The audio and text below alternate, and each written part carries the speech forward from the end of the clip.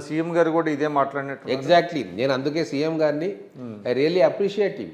అందుకే అసెంబ్లీ సాక్షిగా నేను మొట్టమొదటిసారిగా మాట్లాడిన అసెంబ్లీలో సామాన్యుని పక్షాన మా సీఎం గారు నిలబడ్డరు, ఇప్పటిదాకా ఉన్న పాలకులు బలవంతుల పక్షాన నిలబడ్డరు, బట్ ఫర్ చేంజ్ ఒక సామాన్యుని పక్షాన మేము నిలబడతా ఉన్నాము, ఇదే మా ప్రజాప్రభుత్వం ఇంతకుముందు పాలనకు మా పాలనకు డిఫరెన్స్ అని చెప్పి అసెంబ్లీలో మొట్టమొదటిసారిగా వాయిస్ రేజ్ చేసింది నేను. ఆ తర్వాత సీఎం గారు చాలా స్పష్టంగా చెప్పిండ్రు.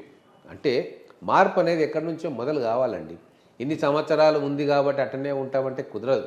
ఈరోజు సమాజం చాలా మార్పు వస్తూ ఉంది, టెక్నాలజీ వస్తూ ఉంది, సోషల్ రెస్పాన్సిబిలిటీ గతం కంటే ఎక్కువ పెరిగింది.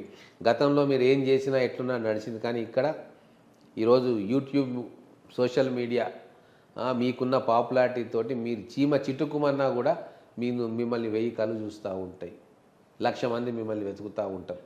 కాబట్టి ఏ అడుగు వేసినా ఏ మాట మాట్లాడినా చాలా జాగ్రత్తగా ప్రజలు మెచ్చే విధంగా, సమాజం మెచ్చే విధంగా మీ ఆచరణ ఉంటే, మీ మాట ఉంటే అప్పుడు ప్రజలు నిజంగా మిమ్మల్ని అభిమానిస్తారు.